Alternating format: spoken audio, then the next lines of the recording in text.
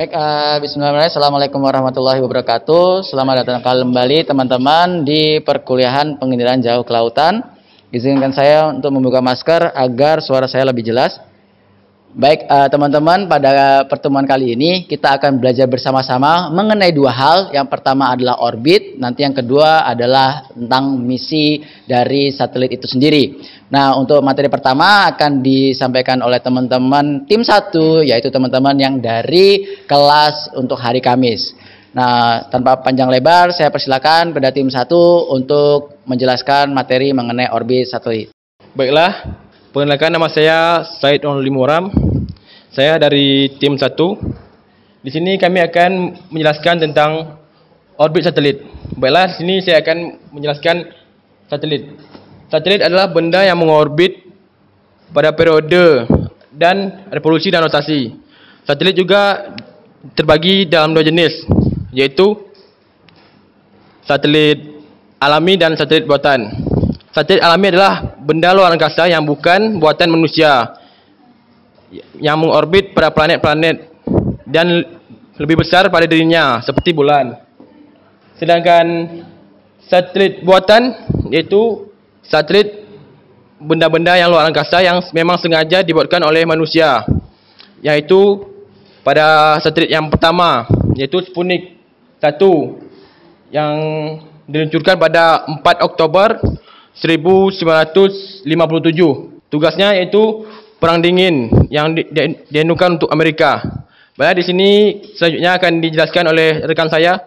Baiklah, di sini saya akan melanjutkan penjelasan dari teman saya tadi mengenai slot orbit satelit. Jadi, orbit satelit itu merupakan jalur atau lintasan yang dilalui oleh pusat orbit satelit. Jadi, istilah dari slot orbit satelit itu merupakan, dia itu menunjukkan lokasi tertentu kepada orbit satelit. Kemudian, untuk teman-teman ketahui, di dunia satelit itu merupakan satelit memiliki slot orbit sendiri-sendiri. Di sini sendiri-sendiri. Kenapa dia memiliki orbit satelit sendiri itu? Dikarenakan supaya dia tidak saling bertabrakan di antara slot orbit lainnya. Jadi satelit dia mengelilingi bumi ini, atau disebut juga dengan revolusi. Dia mengelilingi bumi secara dengan kecepatan tinggi agar tidak jatuh ke bumi. Sedangkan satelit dia mempunyai gravitasi, terutama gravitasi bumi, bulan, kemudian matahari.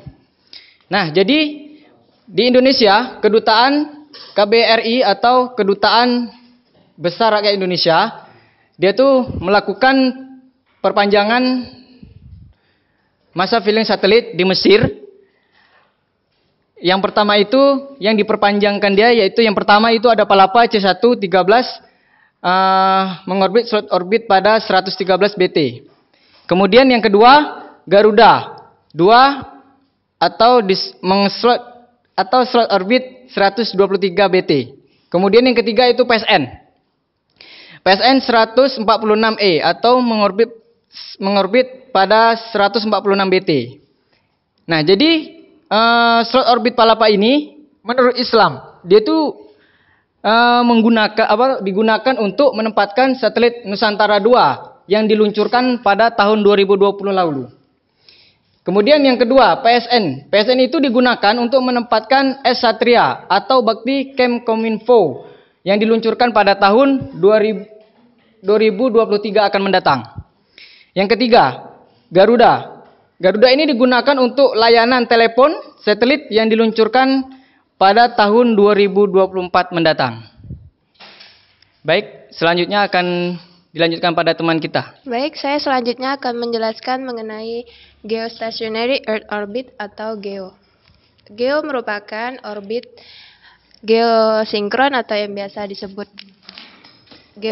geostasioner yang berada di atas ekuator bumi. Kemudian memiliki eksentrisitas orbital sama dengan 0. Kemudian satelit pada orbit ini mengorbit pada ketinggian lebih dari 36.000 km di atas bumi dengan kecepatan 3 km per detik. Kemudian pada satelit pada orbit GEO ini memiliki kecepatan yang sama dengan poros bumi, sehingga apabila satelit itu berada di negara Indonesia, maka selama satelit di orbit itu bergerak, maka posisinya akan tetap sama, seakan akan diam. Kemudian dari orbit ini kita akan mengetahui karakteristik dari satelit ini. Satelit pada orbit ini mengelilingi orbit selama 23,9 jam pada waktunya. Latensi waktu perambatan gelombang bumi ke satelit kemudian kembali lagi ke bumi membutuhkan waktu 250 meter per sekon atau sampai dengan 1 detik. Kemudian orbit ini memiliki area cakupan yang cukup luas, sehingga satelit yang berada pada orbit ini sudah bisa mencakup satelit di bumi. Satelit GEO ini berada satu ring tunggal di atas ekuator atau khatulistiwa. Contoh satelit dari GEO ini adalah satelit Palapa, Telkom, Garuda, dan Indostar. Baik teman-teman, tadi sudah disampaikan ya pengantar pertama. Jadi tentang orbit satelit, tadi ini sejarahnya, pembagiannya, kemudian tadi ini slot-slotnya. Jangan lupa bahwa orbit sekarang sudah ada slotnya, sudah ada organisasinya. Teman-teman bisa cari materinya, bisa cari di website siapa organisasi yang mengatur itu semua. Mengapa diatur? Agar tidak terjadi tabrakan.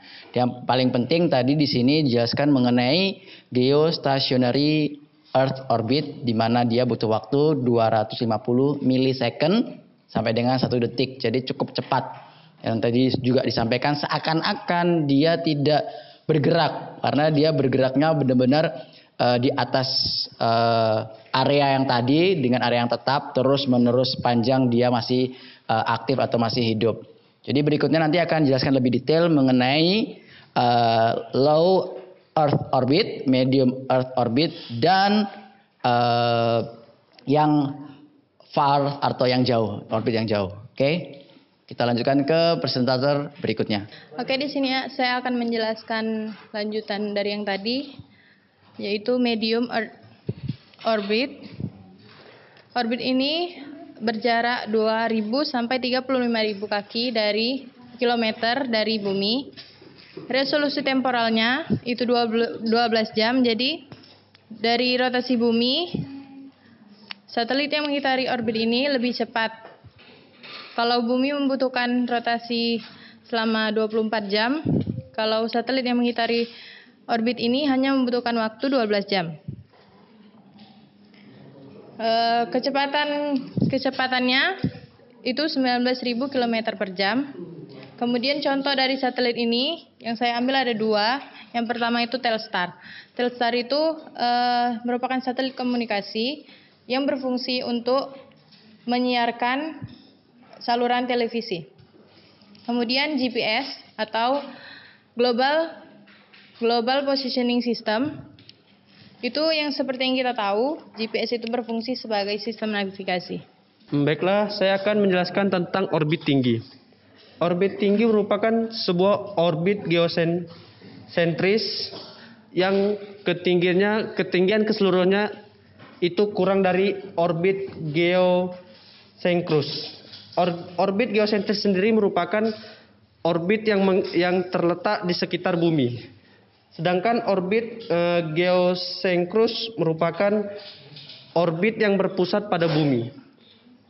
Jarak orbit ini terhadap permukaan bumi yaitu sekitar 35.786 sampai 42.164 km. Periode perputarannya lebih dari 24 jam. Terus kecepatan orbit tinggi ini itu kurang dari rotasi bumi. Contoh dari orbit tinggi adalah contoh satelit dari orbit tinggi ini ada Vela. Satelit Vela ini dikembangkan oleh Amerika Serikat dan diluncurkan pada tanggal 18 Oktober tahun 1963. Tujuan dari satelit ini adalah untuk memastikan perjanjian Uni Soviet dan Amerika Serikat supaya Uni Soviet tidak melakukan uji coba terhadap nuklir. Baik, sebelumnya perkenalkan, nama saya Ran Kurniawan.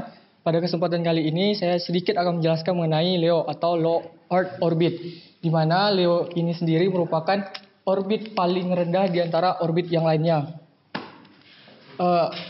Lokasi atau orbit dari LEO ini antara atmosfer dan sabuk radian Van Allen. Ketinggian di antara 500 sampai 2000 km dengan periode sekitar 1,5 jam dan 16 kali periode penyelesaian. Kecepatan dari orbit LEO ini sendiri berkisar antara 27.000 km per jam dan kebanyakan dari orbit LEO ini digunakan untuk sistem telekomunikasi. Contoh dari orbit LEO atau Low Earth Orbit adalah Iridium satelit, di mana jarak dari bumi dengan Iridium satelit ini adalah sekitar 150 km. Dengan periode orbit sekitar 88 menit dan kegunaannya adalah untuk suara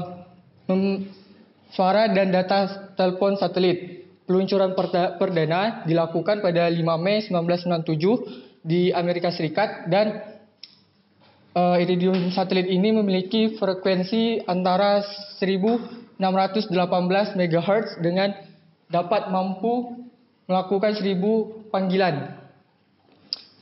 Dari Iridium satelit ini memiliki berat sekitar 680 kg. Oke, terima kasih. Kita akan lanjutkan kembali. Tadi mohon maaf saya ada kesalahan. Tim 1 tadi adalah tim dari Selasa. Untuk teman-teman Selasa, saya mohon maaf untuk kesalahannya. So, untuk yang kedua ini, penjelasan mengenai misi satelit penginderaan jauh akan disampaikan tim kedua, yaitu tim Kamis. Kepada personil yang bertugas, kami persilakan. Baiklah, terima kasih. Di sini saya akan menyampaikan mengenai materi misi satelit penginderaan jauh. Nah, berdasarkan pengelompokan misinya, satelit itu dikelompokkan berdasarkan satelit cuaca, satelit sumber daya, kemudian cara pengorbitannya. Nah, berdasarkan cara pengorbitannya, misi satelit juga dibagi menjadi dua. Ada satelit geostasioner dan satelit sinkron matahari. Jadi kalau satelit geostasioner itu satelit yang mana pengaruhnya itu besar terhadap gaya gravitasi dan gaya sentrifugal. Selanjutnya itu ada cara pengorbitan berdasarkan sinkron matahari. Ini biasa disebut dengan sinkron orbit polar.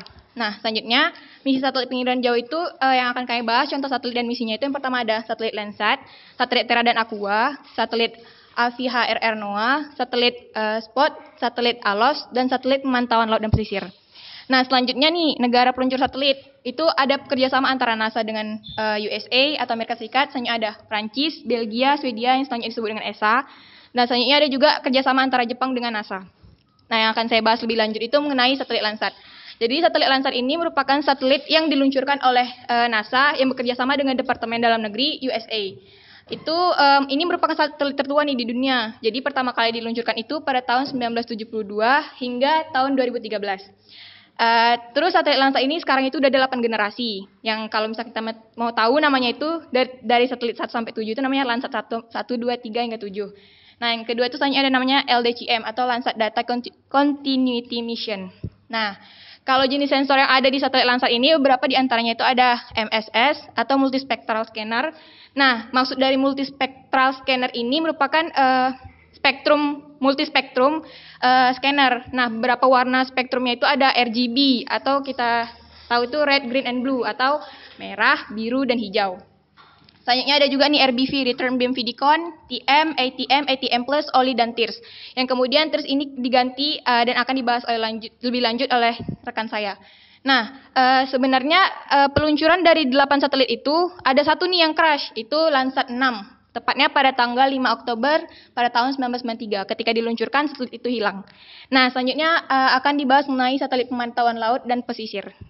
Kepada rekan saya dipersilakan. Baik, terima kasih kepada Alfi. Di sini saya akan menjelaskan tentang satelit pemantauan laut dan pesisir atau Marine Observation Satellite. Nah, jadi di sini saya akan membahas tentang pertama itu ada satelit Nimbus dari Amerika Serikat diturunkan pada tahun 1978. Nah, di sini dibagi menjadi dua nih, ada sensor tentang Coastal Zone Color Scanner sama MOS, ada Marine Observation Satellite dari Jepang. Nah, di sini misi dari satelit ini yaitu melakukan skala besar mengobservasi secara global di mana berfungsi sebagai mencari misinya itu temperatur dan warna air laut. Kemudian di sini di satelit Nimbus ini ada saluran ke-6-nya. Nah, saluran ke-6 itu memiliki resolusi sebesar 825 meter dengan nadir dan lebar sapuan sekitar 1566 km. Nah, dengan gelombang satelit itu sekitar 0 sampai 2 nanometer dengan cara dipantulkan dan mendapatkan air yang sangat samar. Nah, setelah di sensor Coastal Zone Color Scanner, di sini ada beberapa serapan yang bisa diambil kesimpulan, yaitu sekitar 0,43 sampai 0,45 nanometer itu bisa melihat bagaimana serapan klorofil di air laut. Nah, sama juga di 0,51 sampai 0,53 itu serapan air laut juga. Serapan klorofil di air laut. Kemudian di 0,54 sampai 0,56 nanometer itu kita bisa melihat senyawa kuning yang ada di air laut. Kemudian ada 0,56 sampai 0,68 itu konsentrasi klorofilnya. Kemudian ada 0,70 sampai 0,480 itu vegetasi permukaan, dan yang terakhir 1050 sampai 1250 itu temperatur permukaan.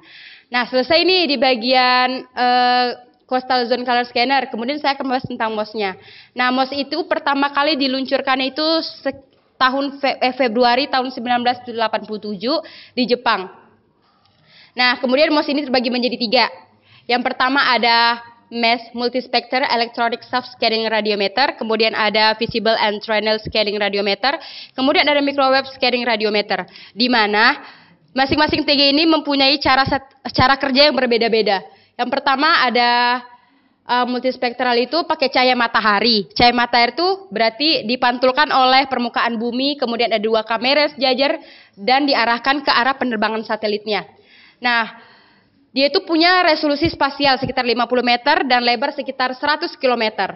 Nah, fungsinya apa sih dari satelit ini? Nah, fungsinya itu untuk melihat bagaimana udara dan air laut.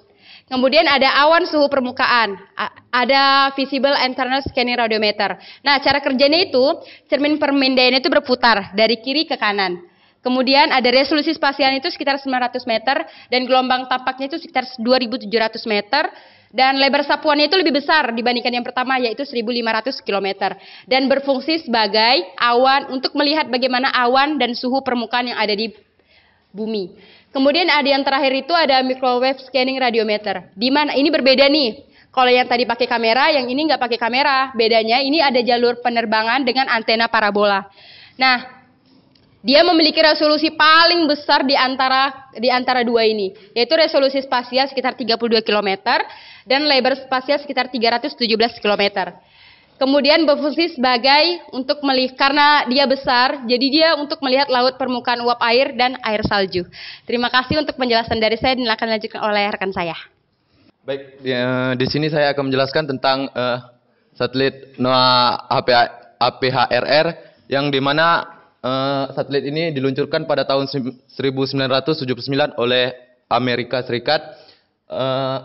Adapun kepanjangan dari NOAA ini National Oceanic and Atmospheric Administration, APHRR, Advanced Very High Resolution Radiometer.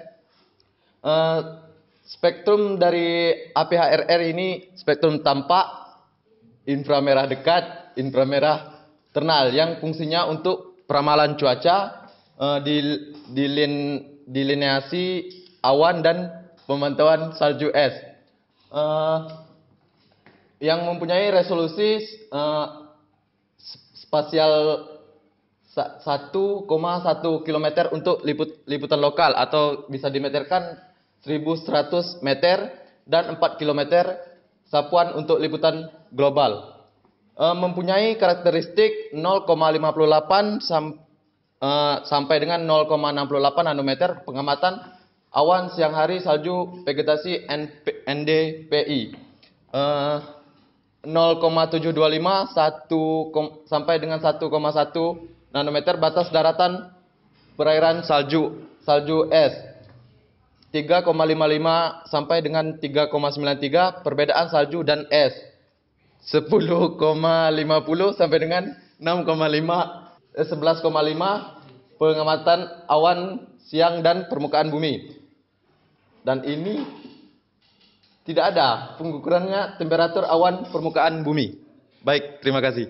Baiklah, selanjutnya saya akan melanjutkan pembahasan dari observasi secara global HVNRR NOAA, yaitu satelit Terra dan Aqua. Nah, satelit Terra dan Aqua ini diluncurkan pada tanggal 18 Desember 1999, yaitu kerjasama dari NASA dan MITI Jepang, yaitu Kementerian Perdagangan dan Industri Jepang. Nah, misi dari satelit Terra dan Aqua ini yaitu memiliki jangka waktu yaitu selama 6 tahun. Terus Terra dan Aqua ini, Terra ini dia menjelaskan tentang dataran, sedangkan Aqua yaitu tentang lautannya. Terus selanjutnya satelit Terra dan Aqua ini memiliki 4 sensor. Yang pertama yaitu sensor Aster, MODIS, Ceres, dan MISR. Nah, dari 4 sensor itu si Aster ini dikeluarkan oleh MITI yaitu Jepang, sedangkan 3 sensor yang lainnya yaitu dikeluarkan oleh NASA. Terus selanjutnya dari sensor Aster ini dia memiliki 3 subsistem multispektral, yang mana yang pertama yaitu FVNIR yang memiliki 3 bands, terus yang kedua yaitu SWIR yang memiliki 6 bands, terus yang ketiga yaitu TIR yang memiliki 5 bands. Terus selanjutnya di MODIS itu memiliki 36 saluran spektral. 36 saluran spektral dengan resolusi spasialnya 250 meter hingga 1 kilometer. Nah, di sini saya mengambil 2 contoh dari 36 saluran spektral, yaitu yang paling terendah adalah memiliki resolusi spektral 0,62 hingga 0,67 dengan resolusi spasialnya yaitu 125 dikali 250 meter yang memiliki pemanfaatan saluran, jadi dia itu berguna untuk mendeteksi serapan klorofil yang sudah dijelaskan oleh teman saya sebelumnya. Terus selanjutnya yang paling tertinggi yang dimiliki MODIS saluran spektralnya yaitu sekitar 14,085 hingga 14,385 yang memiliki resolusi spasial 1 dikali 1 meter yang memiliki pemanfaatan saluran yaitu mengukur dan mengkaji ketinggian puncak awan. Baiklah, selanjutnya adalah satelit Spot yang merupakan kerjasama dari Prancis, Swedia, dan Belgia. Spot ini misi pertamanya adalah tahun 86 yang menggunakan sensor HRV atau High Resolution Visible sampai dengan dari Spot 1, 2, 3, 4 itu sama sensornya, tapi tahunnya tahun 90 untuk Spot 2, tahun 93 Spot 3, tahun 98 untuk Spot 4. Nah, sedangkan Spot 4 ini, Spot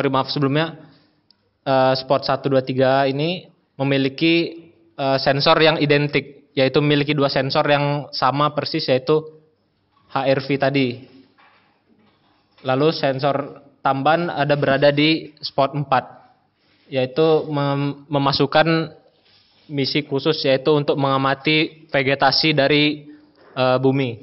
Dan selanjutnya kerjasama ini melakukan revolusi baru lagi, yaitu dengan menambahkan sensor yang lebih advance lagi, yang itu lebih maju lagi, yaitu HRG atau High Resolution Geometric.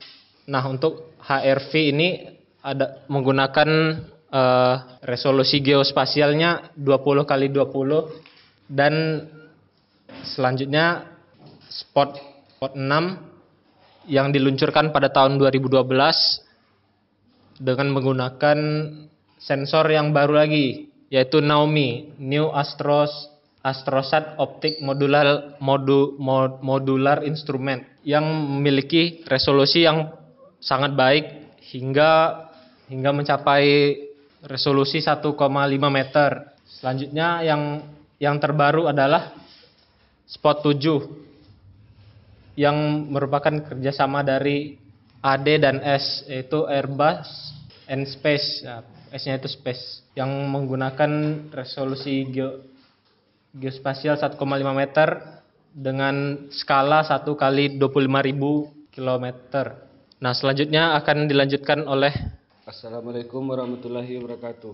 Baiklah, nama saya Wahidin, saya akan menjelaskan tentang satelit ALOS. ALOS didirikan di Jepang pada 26 Januari 2006. ALOS dalam bahasa Jepang yaitu Daichi.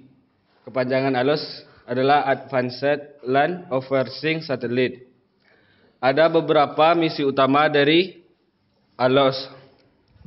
Yang pertama itu kartografi.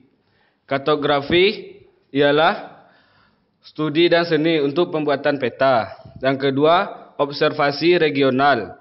Yang ketiga, monitoring bencana, yaitu untuk memantau bencana di suatu negara. Yang keempat, survei sumber daya, yaitu survei sumber daya alam. Yang kelima, teknologi observasi bumi. Teknologi observasi bumi ialah teknologi untuk memantau wilayah darat bumi. Selanjutnya, bagian-bagian dari satelit ALOS. Yang pertama itu PRIM. PRIM ialah sensor untuk merekam citra optis. Hasil dari PRIM ialah digital soft phase dengan akurat yang sangat tinggi. PRIM dibagi menjadi 3. Yang pertama, nadir. Nadir bisa merekam suatu wilayah hingga 75 km. Yang kedua, forward bisa merekam wilayah hingga 35 km. Yang ketiga, backward bisa merekam 35 km wilayah.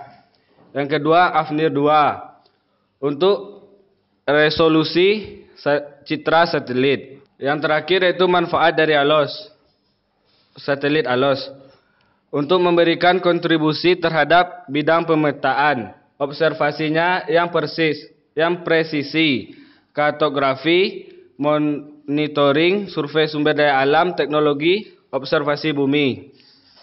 Sekian dari hasil presentasi saya. Assalamualaikum warahmatullahi wabarakatuh. Oke, baik. Rekan-rekan tadi sudah dijelaskan mengenai orbit satelit. Tadi sangat baik dijelaskan oleh teman-teman tim 1 bahwa orbit satelit itu seperti apa, sejarahnya bagaimana, kemudian jenis-jenisnya atau pembagiannya. Lalu dilanjutkan dengan tim yang kedua menjelaskan mengenai misinya, ada Landsat, ada AVHRR, ada SPOT, hingga ada ALOS. Jadi teman-teman itu penjelasannya. Jadi kalau teman-teman masih ada yang ingin bertanya, silahkan tanya di kolom komentar. Ya, kita akhiri perkuliahan untuk hari ini. Terima kasih sudah menonton. Jangan lupa tetap jaga protokol kesehatan dengan 3M, menjaga jarak, sering-sering mencuci tangan, dan memakai masker. Untuk kuliah hari ini saya akhiri. Terima kasih. Assalamualaikum warahmatullahi wabarakatuh.